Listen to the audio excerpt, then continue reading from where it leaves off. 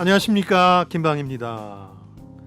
1959년 회화 공부를 한 후에 미국 프린스턴 대에서 역사학을 전공하던 프랭크 스텔라는 뉴욕으로 이사한 후에 임대료를 벌기 위한 아이디어를 하나 내놓습니다. 갤런당 1달러에 달하던 한 가지 유화용 물감을 사들여서 그 이상 가격을 받을 거라는 기대로 캔버스 전체를 검은색 하나로 칠한 겁니다. 여기에 캔버스 형태의 같은 흰색 띠를 자그맣게 그려 넣었는데요. 검은 그림이라는 소박한 제목이 붙은 이 연작은 훗날 어떤 예술사조의 출발점이 됩니다. 당대 유행하던 추상 표현주의 작표를 고하고 아주 단순화된 형태로 미술이나 예술의 정수에 다가가자는 혁신적인 발상이었죠. 스텔라가 한 말, 보이는 것이 보이는 것이다는 이 운동의 행동 강령이 됐습니다. 처음에 별 반향이 없던 이 움직임은 곧 유명 미술가와 조각가들이 합류하면서 미니멀리즘이라는 이름이 붙었습니다. 1970년대쯤엔 미국과 유럽 예술계의 주류로 자리 잡았죠. 엎치락뒤치락하는 예술계 사조처럼 이 흐름마저 한때 유행으로 끝나는 듯 했습니다. 그러다 세기가 바뀔 무렵부터는 패션이나 디자인, 더 나아가서는 정신과 철학과 같은 분야로 미니멀리즘이 확산됐습니다. 현대 대량 소비주의에 맞서서 내 삶과 의식을 단순화하자는 움직임으로 확대된 건데요. 지금도 그 SNS에 미니멀리즘을 검색하시면 그런 삶을 소재로 올린 인증샷들이 많은 걸 확인하실 수 있을 겁니다. 워낙 유행하다 보니까 요즘은 이런 회의적인 생각도 들긴 합니다. 이런 것들이 정말 단순하게 생각하고 행동하는 미니멀리즘이 맞을까 하는 생각이요.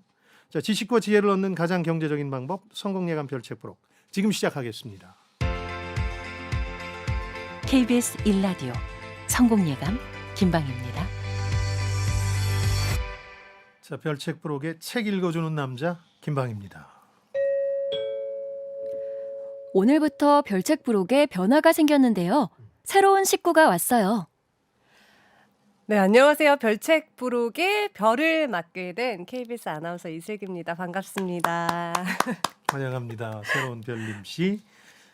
별책 부록을 한층 더 빛내주시길 기대하겠고요. 네. 자, 댓글 볼까요? 라디오 청취자분들도 계시고요. 유튜브 시청자분들이 보내주신 댓글들이 있는데 어떤 게 있었나요? 네, 샵 9730 KBS 콩 그리고 유튜브를 통해서 많은 의견을 주셨습니다. 예. 더 나은 리더가 되는 법. 예지은 저자가 쓴 리더라면 한 번은 만나게 될 이슈들 읽어봤는데요. 예. 일단 직장 상사 성토대회가 열렸다고 해요. 예. 문종수님은 예. 저희 차장님은 업무 경과를 1시간에 한 번씩 확인합니다. 그럴 거면 본인이 일하는 게 더 나은 것 같아요. 그럴 수 있죠. 라는 의견을 주셨고요. 예. 또 박희영님은 예. 항상 죄인처럼 20-30분씩 세워두는 팀장이 있어요. 어머, 이런 분이 있군요. 있죠. 네. 그만둔 지 4년이 넘었는데도 지금까지 분노가 차오르네요 하셨어요. 진짜 그러실 것 같아요. 이게 최근에 미국 네. 기업에서 가장 문제가 되고 있는 마이크로 매니징이라는 거거든요. 네. 너무 사사건건 개입하고 간섭하는 건데 심리학적인 분석 결과는 이 책에도 나옵니다만 자신이 불안해서 그렇다는 거예요. 자신이 일이 어떻게 되고 있는지 확신이 없으니까 네. 그래서 오히려 부하들을 계속 득달하는 거고 자신도 일을 하고 있다는 확신을 가지게 된다는 거죠. 굉장히 그 기업 문화에서 지금 문제가 많은 것으로 지적되는 거죠. 마이크로 매니징. 네.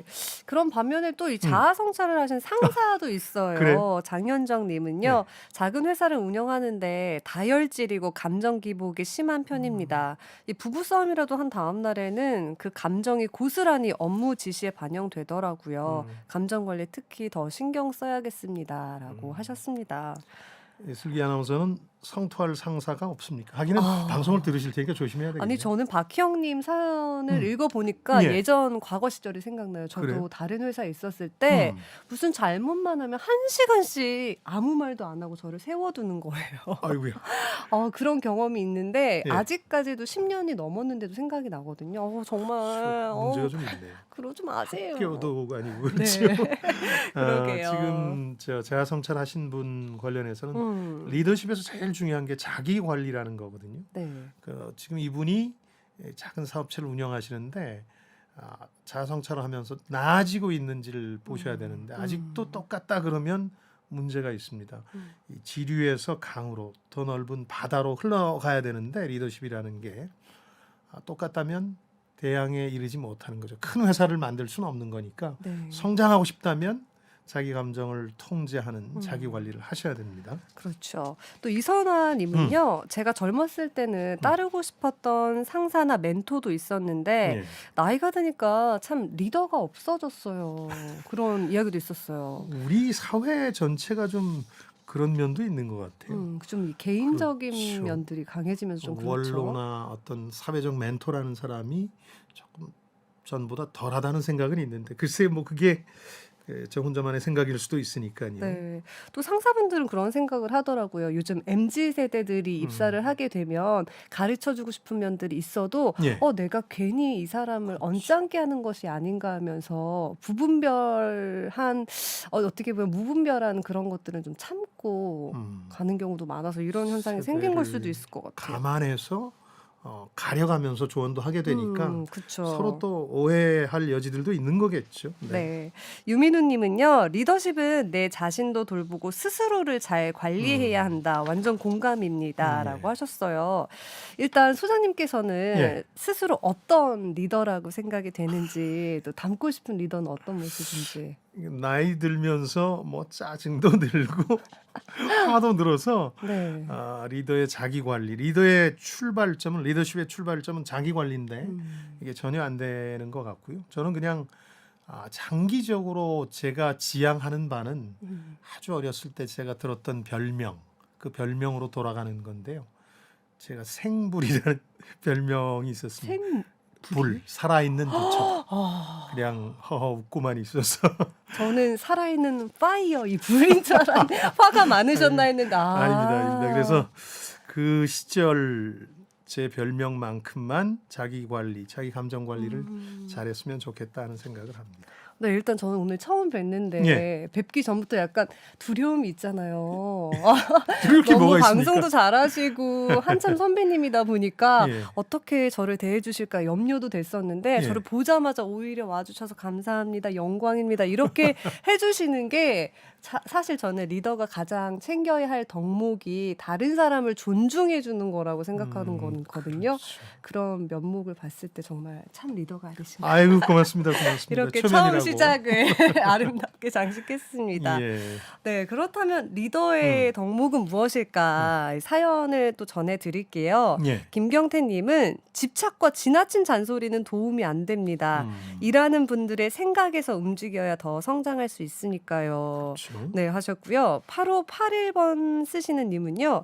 리더 역할 사실 쉽지 않습니다. 그래도 직원의 단점보다는 장점을 보는 것, 직원의 성공을 도와주는 것도 리더십이 아닐까요? 네, 또 1003번 쓰시는 분은요. 예. 더 나은 리더가 되려면 구성원의 성향을 잘 파악해야 합니다. 능력의 한계를 잘 이해하고 조율하는 것, 리더의 핵심 요소라고 생각합니다. 라고 하셨습니다. 마이크로 매니징의 반대가 네. 권한을 위임하는 건데 이 권한을 위임하는 기반이 되는 게 자신감이거든요. 내가 이 후배나 하급자의 일을 돕고 또 성장시킨다는 관점에서 과감하게 일하는 방식을 선택할 수 있도록 해주는 거거든요. 그래서 저는 그 리더십에서 중요한 부분이 이 마이크로 매니징을 거부하고 권한을 과감하게 위임할 수 있느냐. 그리고 이 적재적소의 리더십이 팀원들을 이제 역할을 부여하는 것에 대해서도 저는 실감하는 게요. 리더십이 오해하는 게 자신이 골프를 친다고 생각하거든요. 내가 실력이 좋아지고 좋은 성적을 내는 게 리더십이 향상되는 거라고 생각하는데 그게 아니고 실제 리더가 하는 역할은 축구팀을 이끄는 거거든요. 네. 그래서 각자가 가진 장점들을 활용해서 적재적소에 좋은 포지션에 갖다 놓고 쓰면서 팀의 성적을 이제 높이는 건데 네. 뭐 쉽지는 않은 문제죠. 믿어준다는 것이 첫 번째 그렇죠. 덕목일 수도 있겠네요. 예. 이어서 오늘의 주제로 넘어갑니다. 입풀기 토크. 네, 인생 관리 전문가 베르너 티키 퀴스텐마허 이름이 좀 어려워요. 독일 분이거든요. 네, 또 로타르 자이베르트가 쓴 더 쉽고 더 행복하게 살기, 단순하게 살아라. 음. 이 책이 2001년도에 그렇죠. 출간이 됐으니까 벌써 20년이 넘었네요. 미니멀리즘이라는 용어 많이 들어보시잖아요. 그렇죠, 요즘. 그렇죠. SNS도 네. 많이 올라오고 인증샷들이. 그러니까 삶의 태도로서의 미니멀리즘 운동이 지금 굉장히 거세지고 있는데 네, 뭐 요즘 맥시멀리즘 그 정반대 제 얘기예요.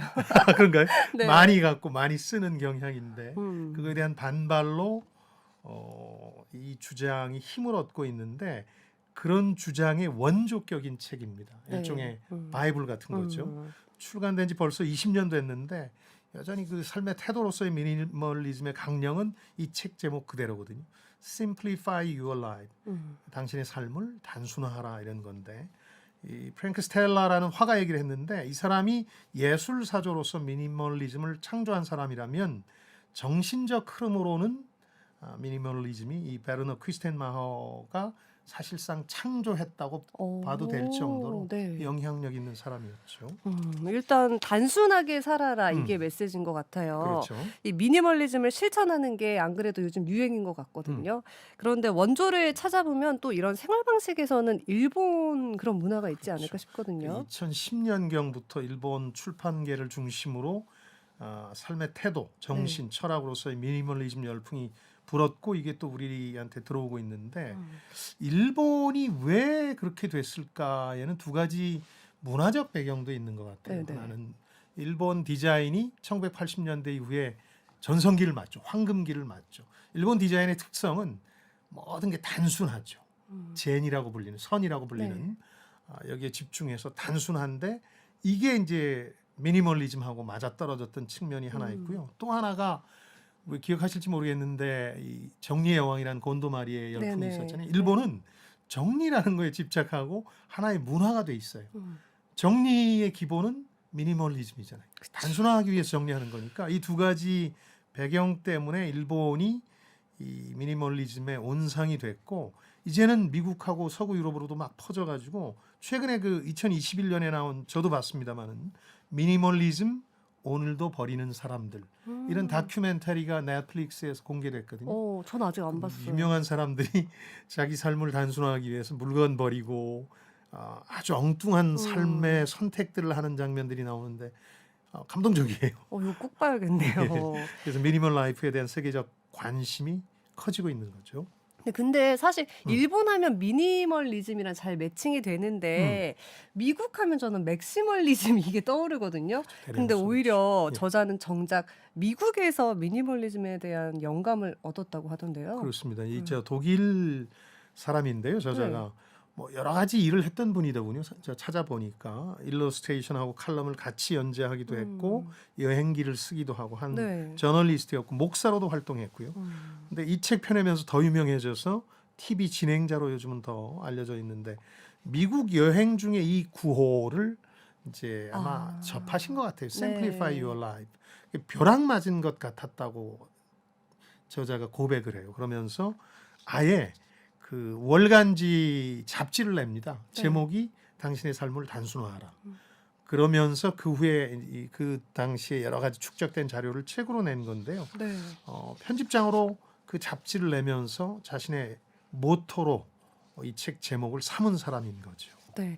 그러면서 이 책이 베스트셀러가 됐죠. 그렇죠. 그러면서 미니멀리즘, 미니멀 라이프가 일종의 가이드라인을 제시된 걸로 보이는데 예. 그럼 소장님도 이 책을 읽으셨는데 이 단순한 삶을 살고 있는지 그것도 궁금하거든요. 못 사니까 읽는 거죠. 네. 특히 50대로 접어드니까 드는 생각이 주변에 물건도 너무 많고 맞아. 관계도 너무 많고 뭐 이런 생각들이 들어서 요즘은 이걸 정리하고 싶은데 오랫동안 습관이 돼서 잘 안 돼요. 그러면 과연 노후에 편안할 수 있을까 걱정되는 바가 많거든요. 네. 그래서 이 책 읽으면서 좀 생각을 정리해 보고자 선택했고요.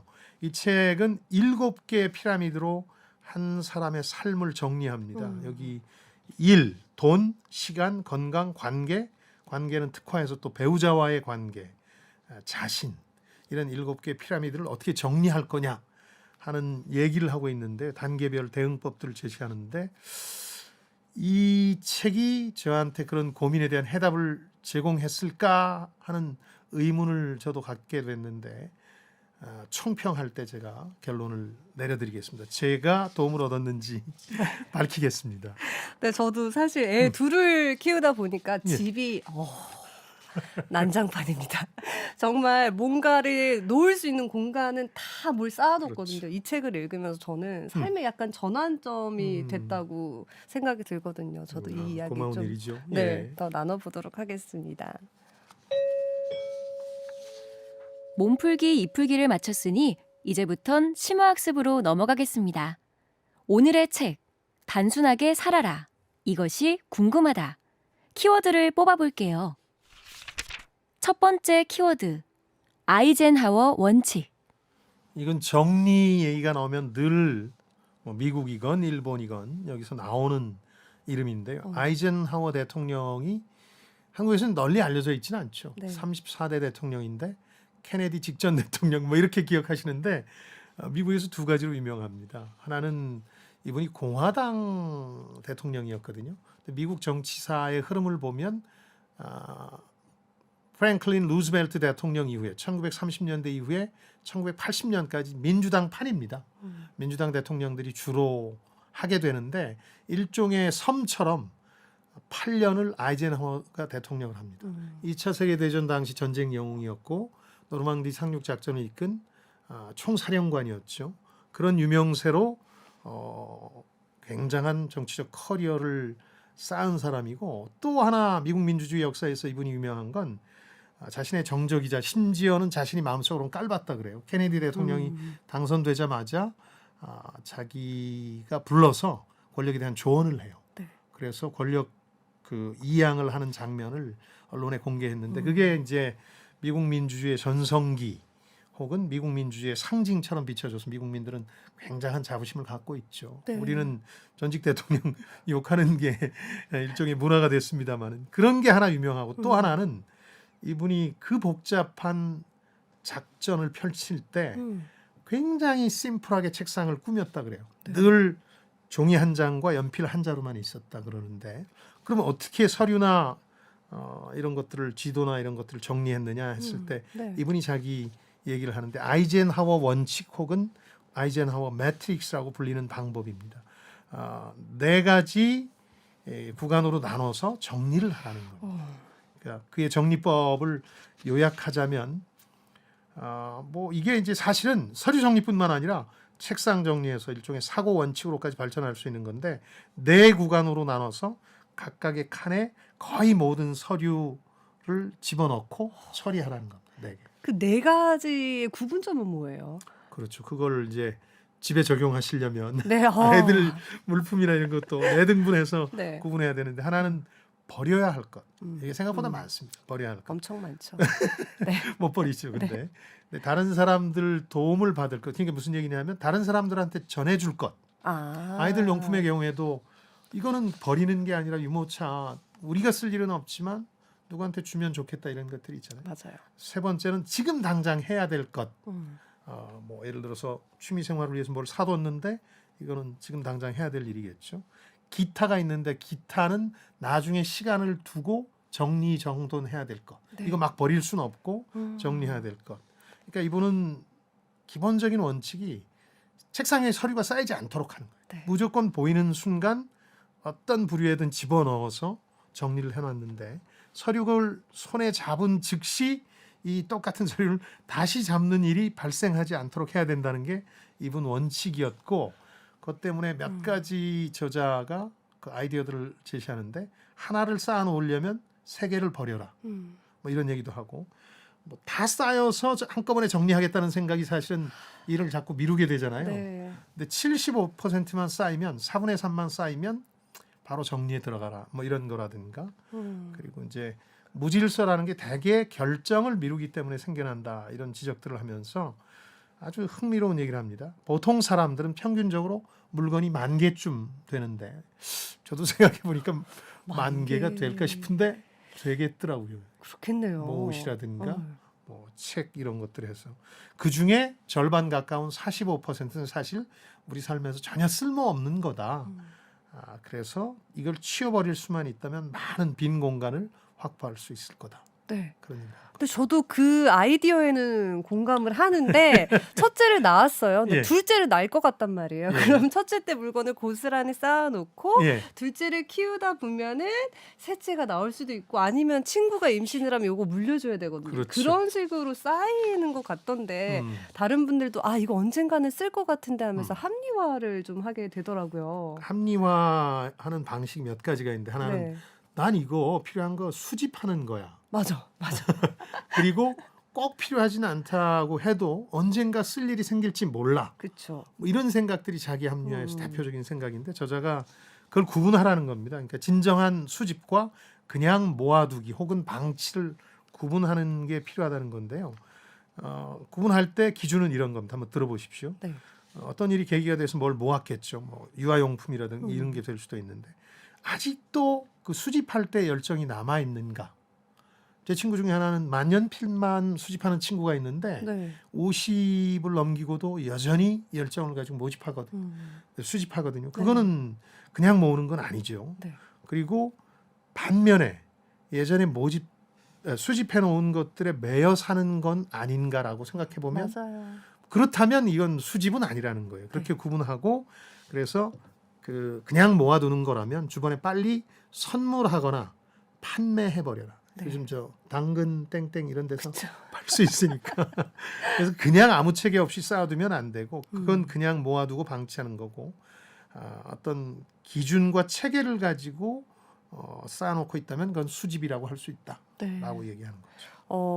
그러니까 저도 처음에 제가 좋아하는 거 몇 개를 구매해 놓다가 이게 네. 많아지면 내가 이걸 좋아하니까 더 모아야지 이런 것들이 그렇죠. 굉장히 많이 생기더라고요. 예. 그럼 진짜 수집가라면 어떤 거를 버려야 할까요? 기준과 체계라는 말씀을 드렸는데 네.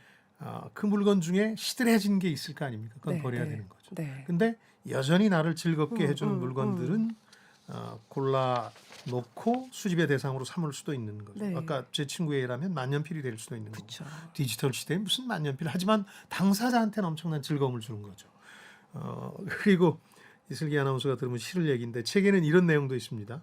바닥까지 물건을 늘어놓은 사람은 대개 경제적으로 풍요롭지 못할 여기 거다. 대목에서 제가 깊은 공감을 했습니다. 정말 그러니까 경제적- 수평만 맞춰주면 다 올리거든요. 그렇죠. 네. 근데 경제적 여유라는 게 사실 확 트인 넓은 공간과 관련이 깊은 게 회사에서도 그 가장 높은 사람이 가장 빈 공간을 많이 가지고 있거든요. 네. 부의 상징인 거죠. 이게 참고로 정리하실 때 도움이 될까 해서 물건과 네. 관련해서 제가 가진 통계하고 책의 통계를 합쳐보면 책상 위의 서류 이건 제가 일본 통계를 봤는데 92%는 다시 보지 않는다. 버려도 무방한 겁니다. 그리고 입어본 지 1년이 더 된 옷은 입지 않을 가능성이 98%. 맞아요. 1년 동안 안 입으면 맞아요. 안 입는 거예요. 그래서 정리하라는 건데요. 또 많은 사람들이 완벽주의 부작용도 갖고 있는 겁니다. 언젠가 필요할 때가 올 거라는 게 완벽주의 부작용이거든요. 그런 날은 안 오니까 완벽주의라는 걸 거둬들이고 그냥 버려도 된다는 뜻입니다. 네. 이어서 다음 키워드로 넘어갈게요. 두 번째 키워드, 돈에 대한 태도. 돈도 정리를 해야죠. 물건 정리를 끝냈으면. 근데 보통 사람들은 지금 불행한데 돈 벌면 행복해질 거야라고 생각한다고 하는 겁니다. 근데 저자는 행복과 돈, 부의 순서를 좀 바꿔보자. 지금 행복하다고 느껴라. 지금 행복하면 돈 더 벌 기회가 많아질 거다. 이 순서를 바꿨는데 네. 그렇게 될 가능성이 높다는 거고 돈에 집착하지 않아야 더 돈 많이 벌 수 있다는 얘기고 이런 강령을 하나 써놨는데 저는 이게 확 와닿아서 20대 애들한테 꼭 들려드리고 싶어요. 네. 난 성공하기 위해서 열심히 일하고 가능한 모든 것은 이용하고 내 능력을 10분 발휘하고 싶다. 그래도 성공하지 못한다면 그걸로 만족하겠다. 근데 예를 들어서 너무 돈에 집착하면 친구들은 돈 번다는 얘기를 하면 막 패닉이 되죠. 그래서 네. 가상화폐를 잘 모르면서 뛰어들었다가 끝물에 큰 낭패를 당하기도 하고 하는데 그렇죠. 오히려 지금 내 상황에 만족하면서 성공을 위해서 뛰겠다 하면 실제로 돈을 더 벌 가능성이 생긴다는 거죠. 지금 예를 들어서 가상화폐로 많은 돈을 잃고 기회를 잃으면 네. 앞으로 돈 벌 가능성이 더 줄어드는 거니까요. 네. 네. 근데 뭐 20대 분들한테는 당연히 경험이 중요하다. 그렇게 말할 수 있지만 40, 50대 분들한테도 이게 이상적인 얘기일까요? 근데 돈을 저자가 하는 얘기 네. 중에 현실이라는 말로 바꿔봐라. 이제 음. 많은 사람들이 이런 생각을 하거든요.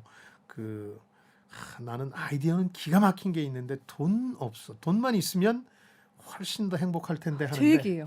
네. 많은 분들이 그렇게 생각하시는데 그걸 현실로 바꾸면 어떻게 바꿀 수 있냐면 아이디어는 많은데 내 현실 감각은 많이 떨어져 이런 얘기거든요. 그러니까 오히려 현실 감각을 더 키우게 된다는 거죠. 돈에 대한 집착을 버리면 그러면서 이 돈을 버는 기회와 관련한 조언들을 하는데 예를 들어서 물건을 많이 소유하는 것도 돈의 흐름을 막는 거다.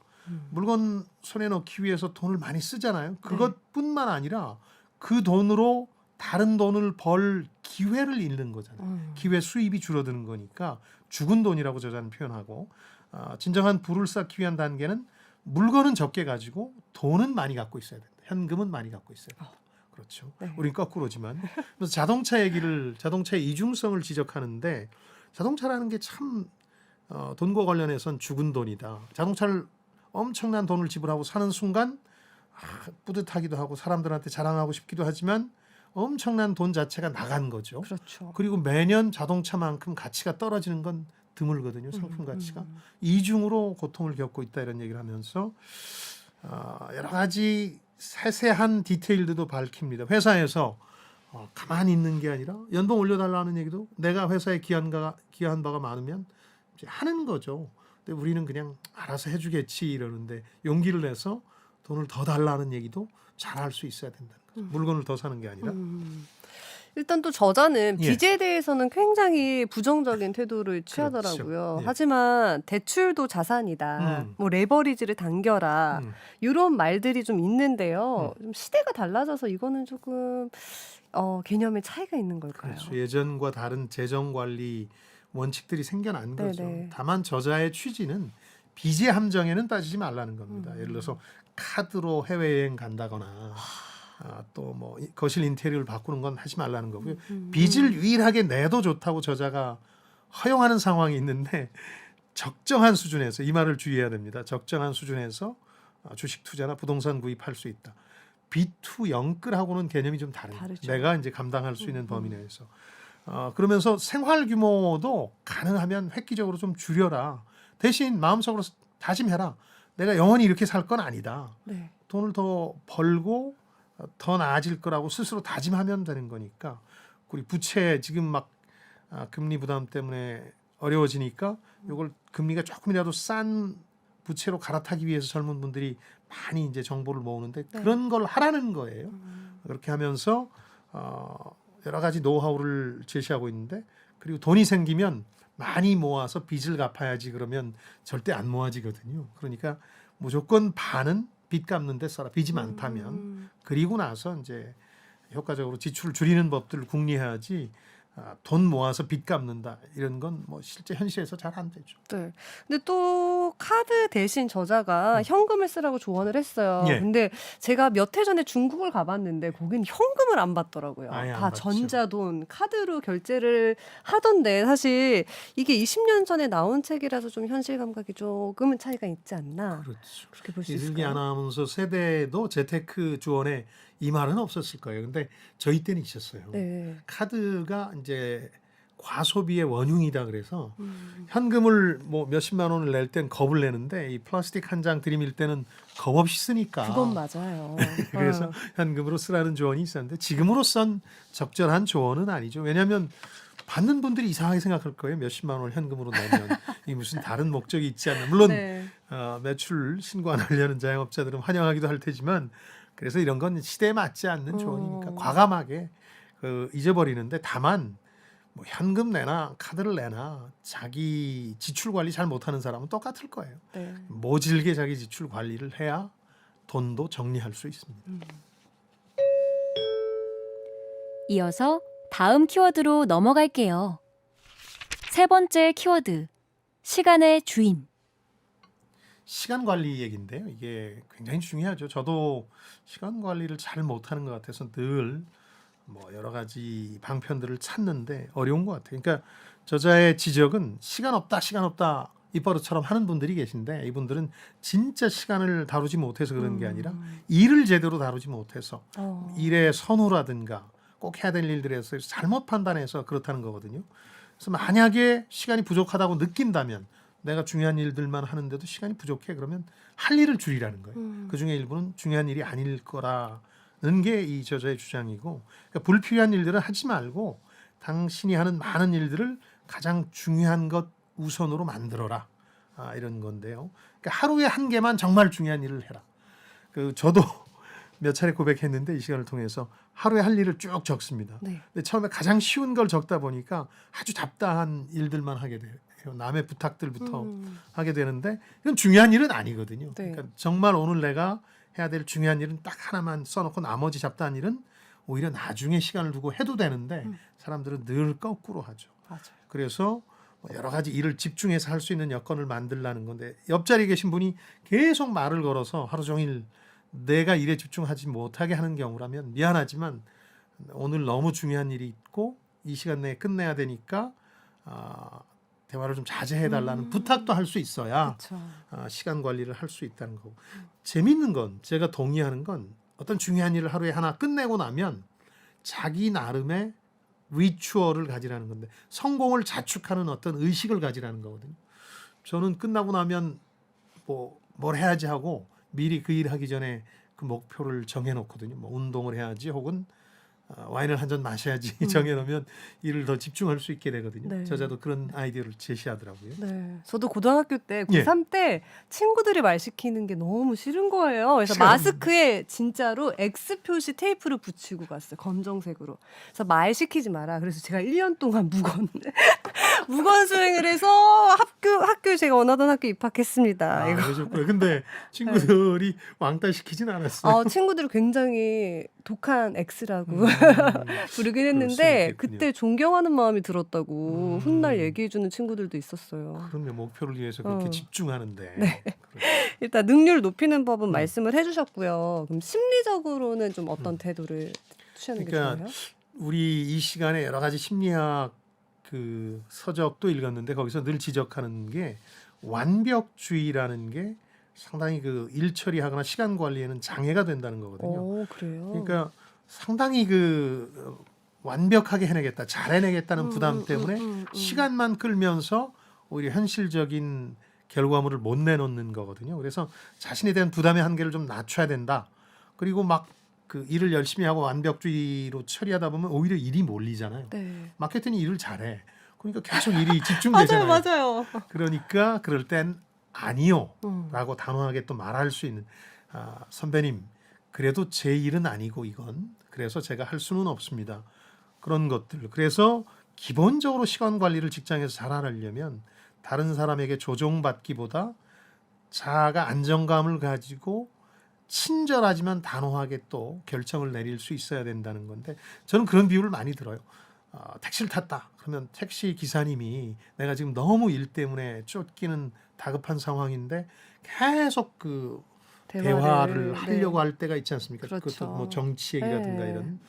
그러면 단호한 친절함을 베풀라고 제가 말씀드리는데 정말 정중하게 기사님 제가 그런 얘기를 하는 걸 참 좋아하지만 오늘 이 순간만큼 제가 워낙 급한 일이 있어서 조금만 제가 답을 못 해드려도 되겠습니까? 하면 친절하지만 단호하게 거절하는 거니까 뭐 그런 말에도 화를 내는 기사님들이 계시긴 할까요? 아니, 너무 좋은 방법인 것 같아요. 그렇죠. 저도 써먹어봐야겠어요. 시간 관리를 위해서 해야 될 일이죠. 네. 근데 어떻게 하면 시간을 앗아가 버리는 그런 것들을 줄일 수 있게 저자가 추천해주고 있나요? 저는 이것도 직장인들이 꼭 마음속에 담아둬야 될 조언이라고 생각하는데 네. 시간 도둑이 있다는 거예요. 시간 잡아먹는 시간 도둑이 있는데 이걸 유형별로 나눴는데 첫 번째가 이제 아까 완벽주의와 연결되는 얘기인데 자신에 대한 높은 기대치가 시간을 잡아먹습니다.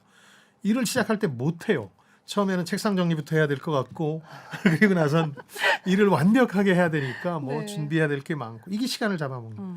두 번째는 아까 제가 말씀드린 것처럼 미니 과제들이 너무 써보면 누구랑 전화도 해야 되고 맞아. 누구와는 점심 약속 바꾸기도 해야 되고 네. 이런 미니 과제들이 많아서 문제가 된다. 세 번째는 목표를 너무 높게 잡는 최고의 목표 이런 것들도 시간 도둑이다.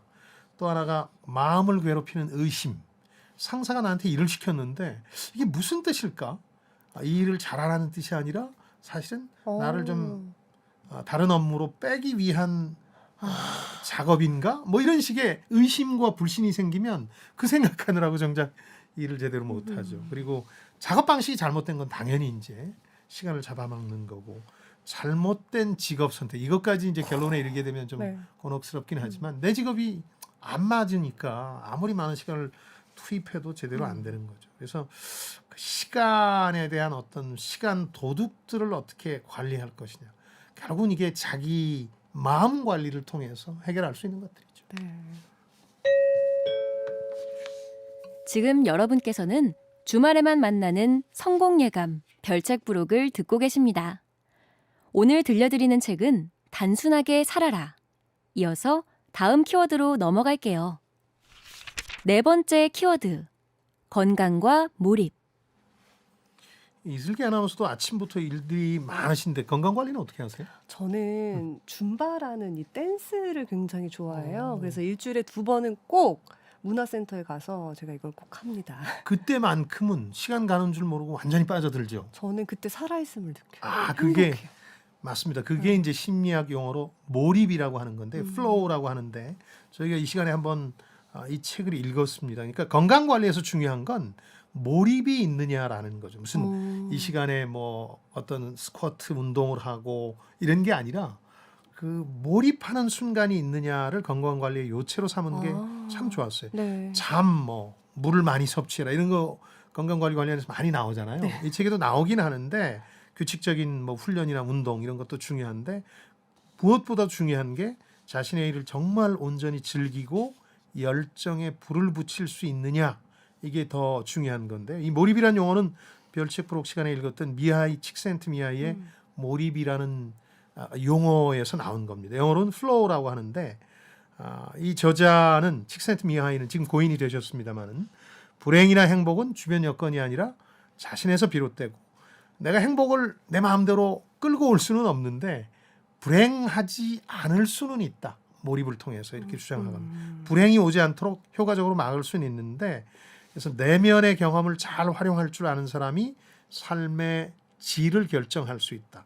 특히 행복을 결정할 수 있다는 믿음의 소유자였고 전 세계적으로 몰입 열풍을 몰고 온 분이거든요. 네. 몰입할 수 있다면 건강 관리는 어느 정도 해결된다. 다만 이슬기 아나운서의 경우에는 줌바 댄스에서 몰입을 경험하지만 네.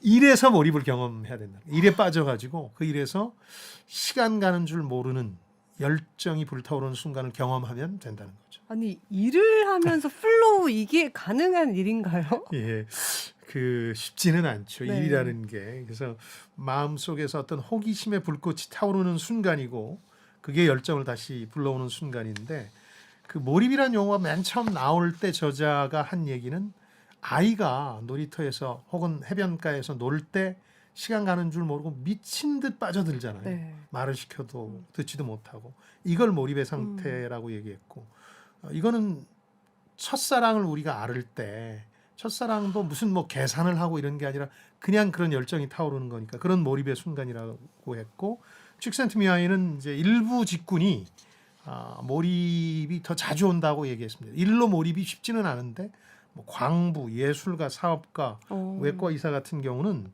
부지런히 살아야 되는 데다가 자신의 삶에 대한 여러 가지 생각들을 하게 되니까 광부가 왜 거기 끼어 있지? 그러면 삶과 죽음의 경계 앞에서 걱정들이 그럼요. 많잖아요. 네. 생각도 많고. 네. 이분들이 오히려 행복하게 더 건강하게 오래 살더라. 그런 얘기를 하는 거죠. 네, 그럼 특정 직업에서 몰입하는 분들이 더 많다고 여겨지는 건데 그러면 몰입을 잘할 수 있는 방법들도 있겠네요. 그렇죠. 근데 아까 말씀해 주신 것처럼 일에서 몰입을 경험한다는 게 몰입의 순간을 경험한다는 게 쉽지는 않고 조금씩 의식을 해야 되는데 네. 저자가 기준을 제시합니다. 이건 저도 상당히 동의하는 부분들인데요. 지금 하고 있는 일과 관련해서 네. 줌바 댄스가 아니라 아나운서라는 일과 관련해서 어떤 감정이 드는지를 한번 따져보십시오. 네. 내 현재를 온전히 바치고 있다. 음. 그리고 집중하고 있다는 느낌. 음. 그리고 내가 하는 일이 참 좋다. 즐기고 있다는 느낌이 드느냐 하는 거고요. 또 하나는 내 일이나 직장을 스스로 통제한다는 느낌도 중요합니다. 막 이끌려가는 상황이 아니라 내가 통제한다. 제가 직장 생활을 마무리 지을 무렵에는요. 아침에 출근을 하는데 그 회사가 지옥문처럼 보였어요. 들어가기가 너무 싫어가지고 그런 분들 많이 계셔요. 이런 데서는 이제 몰입의 순간을 경험할 수는 없는 네. 거죠. 여기 재밌는 게 또 하나 나오는데 불평불만이 많은 동료와 관계를 끊는 것도 몰입에 중요하다고 네, 나옵니다. 네. 저는 그런 분들을 이제 미국에서 나온 용어지만 에너지 뱀파이어라고 하거든요. 에너지를 쏙쏙 빨아먹는 분들인데 이분들하고 관계를 맺고 시간을 보내다 보면 일에 절대 몰입할 수가 없으니까 잘 끊어야 된다. 마지막 몰입을 위해서 일과 관련한 몰입과 관련해서 중요한 건 쉬는데 그 쉬는 순간마저 몰입에 빠져 있다는 기분 좋은 느낌. 그러니까 일을 잘하고 나면 쉴 때 참 기분이 좋잖아요. 그런 것 같은 느낌을 가지면 몰입에 성공했다. 건강관리에 성공했다고 볼 수 있는데 매 순간 이럴 수 없겠죠. 예, 그런데 드물게라도 정말 일하다가 이런 순간이 찾아오면 내가 잘하고 있구나. 크게 건강에도 정신 건강이든 육체 건강이든 문제는 없구나. 이렇게 생각하셔도 되는 거죠. 네. 이어서 다음 키워드로 넘어갈게요. 마지막 키워드, 질투와 분노. 직장 생활 스트레스의 한 70%는 관계에서 오죠. 네. 그 중에 70%는 또 상사와의 관계에서 오고요. 뭐 통계로 확인된 건 아닙니다만 대부분 얘기를 나눠보면 그렇죠. 근데 그 스트레스가 인간관계에서 오는 근본적인 이유를 저자는 질투와 분노의 감정이라고 합니다. 질투는 남은 잘 나가는데 나는 못 나간다 이런 감정이고, 분노는 아니, 내가 하지도 않은 일을 왜 나한테 맡겨서 화나게 하지? 아까 큰 잘못 같지도 않은데 한 시간을 왜 세워놓지? 이런 분노의 감정들이죠. 네. 그래서 이제 이 감정을 어떻게 조절하느냐가 관계를 단순화하는 데는 상당히 중요하다고 지적합니다. 흥미로운 지적도 해요. 우리 직장인들도 많이 읽는 책 중에 하나가 뭐 인맥 관리, 네트워크 잘 만들어라 이런 것들인데 저도 그런 표현은 좀 싫어해요. 그건 마치 우리나라의 고질병인 학연지연 혈연을 활용하라는 얘기처럼 들리니까 저는 인덕 관리, 사람이 좋으면 주변에 사람이 많이 몰린다 이런 쪽으로 하자고 그러는데 저자도 그래서 이 인간 관계 관리에 대해서는 이렇게 정의를 합니다. 이 관계 네트워크에 참여한 사람들이 다 윈윈 할 수 있도록 하는 기술이다. 누구의 인맥을 활용하는 게 아니라 그 사람도 나를 만나서 도움이 된다 그러면 서로 윈윈하는 거니까 이런 건 뭐라고 할 수 없는 거잖아요. 그렇게 네. 하라는 얘기를 하는데 가장 문제는 질투심을 이기기가 어렵다. 그래서 자신의 질투심을 이기는 전략을 제시를 하는데 뭐 들어보십시오. 여러분들도 이렇게 자기의 그 질투심을 누그러뜨릴 수 있는지. 그러니까 누군가가 잘 나간다. 뭐 잘한다. 뭘 하면 배 아파 벌써. 네. 그렇게 되죠. 근데 저 사람이 이건 잘하지만 못하는 것도 있잖아요. 좋은 점과 나쁜 점을 분명히 파악하라. 저도 그런 요법을 많이 씁니다. 질투심이 생기는 어떤 분이 있으면 근데 그건 내가 더 나은 것 같은데 뭐 이런 약간 심리적 위안을 받는 거죠. 모세가 썼던 방법을 쓰라는 건데 이 성경에 나오는 구절입니다만은 형제의 것은 형제에게로 이런 얘기인데 누가 이걸 가지고 승진을 이번에 했다. 그래서 내 질투심을 자극한다면 그 친구는 이번에 할 만했어. 그리고 승진되는 게 나한테도 좋아라는 식의 여유를 갖자는 거. 그다음 괴테의 방법 한번 써봐라. 이건 정말 성인이 되기 전까지 어려울 것 같기는 한데요. 질투의 대상한테 칭찬을 해주는 겁니다. 와 정말 잘하더라. 뭐 김대리 이번에 보니까 귀신이던데. 뭐 그러니 어떻게 내가 따라가기라도 하겠어 하면서 진심 어린 칭찬을 하는 거고요. 이도저도 안 되면 가서 같이 일하자고 협동하는 네. 게 있을 수 있고 저 사람이 하는 방법을 따라가자 그러면 계속 질투심이 불타오르는데 나만의 방법을 창의적인 방법을 찾으면 그렇지 오히려 질투의 감정이 이 혁신의 동기가 되는 거고 뭐 좀 만족하는 거. 난 여기까지도 잘 왔어. 그러니까 남을 보지 말자. 이런 것들도 방편들이. 방법은 제각각이고 여러분들이 쓰는 심리적 방식들은 다르겠지만 질투로 억누르지 않으면 이게 분노로 발전하고 나중에는 자기 자신을 망치게 되죠. 맞아요. 그런데 부러운 사람을 보게 되면 이 질투의 감정도 느끼고 예. 굳이 그 사람의 이 단점을 찾으려고 하는 내 모습도 막 싫어질 때가 있거든요. 예. 이렇게 화가 불쑥불쑥 날 때는 어떻게 해결하면 좋을까요? 그 저자가 제안한 건 이건데요. 저는 못할 것 같아요. 화가 나는 대상이 있으면 네. 그 사람에 대해서 글로 써봐라. 화가 나는 이유를. 그럼 이제 말로 하지 말고. 그렇죠. 그것도 말로 다른 사람한테 옮기면 이게 그게 돌고 제일 돌아서 재밌어서. 네. 부메랑이 돼서 결국 나 자신이 다치게 맞아요, 되니까 맞아요. 혼자 화가 나는 대상에 대한 글을 써봐라. 그리고 다른 사람 문제에 개입하는 데서 자신을 좀 해방시켜야 된다. 네. 다른 사람 비판이라는 게 자신을 병들게 하는 거거든요. 나중에 알고 보면 그 사람은 그런 생각도 안 했어요. 제가 혼자 생각을 키웠고 부정적으로 만들었고 그게 스트레스를 불러온 요인이니까 긍정적인 사고를 하라는 얘기를 하면서 유명한 바이런 케이티라는 심리학자가 남편과 관련해서 했던 실험과 조언이 있는데 그 얘기도 합니다. 남편이 자꾸 늦어요. 그럼 마음속으로 의심이 생기기 시작하고 질투심도 생기고 그러면서 화를 내기 시작해서 남편은 점점 더 집에 들어오기가 싫어집니다. 근데 이 심리학자가 여성이니까 한번 이렇게 생각을 바꿔봤다는 거예요. 집에 남편이 일찍 들어올 수 없는 사정이 있어요. 요즘 회사 엄청 잘 나가고 바쁜 거예요. 그건 나한테도 좋은 거야 라는 생각을 바꾸고 그 남는 시간을 이용해서 또 자기 일을 더 재밌게 한 거죠. 그러다 보니까 남편에 대한 화나 분노가 줄어들면서 남편이 더 일찍 집에 귀가하더라는 거예요. 그래서 그런 무의식적 싸움을 줄이기 위해서 자기 자신의 심리적 변화를 유도해 보라는 얘기도 있는데 이 모든 것을 한마디로 정리해 보자면 단순하게 생각하라는 겁니다. 생각조차도 단순하고 소박하고 요란하지 않으면 질투심 때문에 마음이 어지러워질 이유도 없고 또 하나 분노가 치밀 이유도 없다는 거. 근데 이게 말이 쉽지. 네. 성인이 아닌 이상 쉽지 않다는 게 문제겠죠. 네, 저도 얼마 전에 친구 이사한 집에 놀러 갔어요. 예. 그때 그 친구가 정말 자기는 몸만 나왔을 정도로 다 버리고 왔대요. 그래서 그 집에 들어가는 순간부터 평안함이 느껴지더라고요. 이렇게 물건이 없다는 것에 대해서만 보더라도요. 예. 근데 저희 집에 바로 와 보니까 너무 지저분한 거예요. 정신이 하나도 없어요. 그래서 저도 정리를 시키고 내 인생을 단순화해야겠다라는 생각이 드는데 예.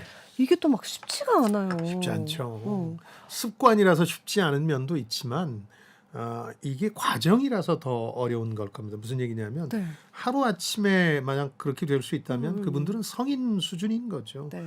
많은 종교의 구도자들이 하루아침에 변하지는 않잖아요. 오랫동안 심지어는 저작거리를 떠나서 산속으로 들어가서 그렇게 단순화된 삶을 살고자 노력하죠. 그러다 어느 순간에 깨달음을 얻는 거기 때문에 우리가 그런 길을 걸을 수는 없으니까 각자 일도 있고 가정도 있고 그렇기 때문에 네. 꾸준히 사회와 가정 생활을 하면서 정진하면 전보다 단순화될 수 있다. 더 분명해진다. 이런 생각을 가지고 노력을 해야 되겠죠. 네. 그러면서 이제 자신만의 삶의 목표도 다시 한번 발견하게 되고 저자가 한 얘기 중에 또 공감이 가는 건요. 많은 분들이 성공을 지향하면서 자신의 약점과 싸우려고 합니다. 이것만 고치면 나는 성공하는데. 그런데 저자가 얘기하는 건 장점을 발견하고 장점을 키우라는 거죠. 약점은 누군가에도 다 있는 거니까 그냥 잊어버려라. 이런 얘기도 하고 또 양심의 부담에서 조금 벗어나라는 얘기에서 저는 전유를 했는데요. 저는 그 제 마음속에 재판관이 하나 있어요. 그 책에서 나온 양친이신데 돌아가셨거든요. 네. 양친의 기대나 배려가 많았기 때문에 그 보답하지 못한 죄책감이 있어서 지금도 왜 이렇게 내가 못할까 하는 거에 대한 늘 죄책감이 일을 망칠 때가 그르칠 때가 많아서 저자는 마음속에 누구나 그런 재판관들이 있는데 그 재판관의 부담에서 벗어나야 된다. 재판관을 좀 멀리 떼내야 된다는 얘기를 하고요. 그리고 마지막에 지금은 MBTI라는 게 세계를 석권했으니까 성격 유형 구분이 그쪽으로 이제 가고 있습니다만은 저자는 그 성격 유형을 9가지로 나누는 리스트를 적어놨더라고요. 제가 보통 그거 안 하는데 앉아가지고 점수 매기면서 다 해봤거든요. 네. 1번 성격 유형이 나왔거든요. 네. 까다로운 비평가인데요. 해설이 재미있습니다. 자신은 글도 제대로 못 쓰면서 다른 사람 잘못에 대해서 가차없이 지적하는 냉혹한 사람이다. 그런 얘기가 있던데 자신에게 냉혹하신 것 같아요. 전혀 그렇지 않은데. 이것도 한번 책 읽는 재미로 해보시기 바랍니다. 네. AI가 선정한 심쿵 한방. 오늘의 책 단순하게 살아라를 관통하는 핵심 구절. 한 방에 정리합니다. 잡동사니를 쌓아두려고 하지 말고 창고를 비워라. 긴장하지 말고 풀어라. 가속하지 말고 감속하라. 다시 말해 모든 것을 적게 하라는 것이다. 저뿐만 아니라 우리 이슬기 아나운서도 그렇고 많은 사람들이 추구하는 삶의 덕목이 단순이죠. 미니멀리즘 혹은 뭐 심플 이런 것들인데 이걸 위한 지침서인데요. 자기 반성 차원에서 한번 들여다보면 성찰의 기회를 가질 수 있을 것 같습니다. 제게 도움이 됐느냐 이렇게 자문해 보면 너무 잡다한 기술이나 전략이 많아요. 책에. 예를 들어서 건강 관리를 위해서 양치질을 할 때도 그냥 하지 말고 스쿼트 자세로 하라는 거예요. 그럼 건강에 도움이 되는 건 맞겠죠. 맞아요. 근데 그게 단순하게 사는 삶인가요? 지금 저는 SNS에 올라온 그 인증샷들도 이게 단순한 삶이 아니라 남 염장 지르기 위한 삶이 아닌가 하는 생각도 들 때가 있는데 그래서 네. 이 책은 90% 정도는 잊어도 되는 기술이나 전략이고 그보다 좀 근본적인 삶에 대한 성찰이나 반성을 하면 되는데 그 기준이 아까 심쿵 한 방에 나온 이런 정도의 얘기가 아닐까 그런 생각입니다. 다음 주 책이 도착했습니다. 네. 고지식은 높은 지식? 뭐 금일은 금요일? 이런 학생들이 있더라고요. 그러면, 진짜 예. 잊을만 하면 한 번씩 터져 나오는 이 문해력 논란. 학생들만의 문제는 또 아닙니다. 예. 우리는 왜 잘못 읽는 오류에 빠지는가? 어른들을 위한 문해력 수업. 조병영 저자 등이 쓴 읽었다는 착각입니다. 수많은 착각 가운데 우리가 읽었다는 착각이 꽤 있죠. 별책 프로 진행하면서 늘 그런 착각을 합니다. 네. 자, 성공예감 별책 프로 저희는 다음 주말에 다시 찾아뵙겠습니다. 네, 별의 별 이야기를 책을 통해 나누는 별책 별책 프로. 프로 다음 주에 다음 주에 만나요. 만나요.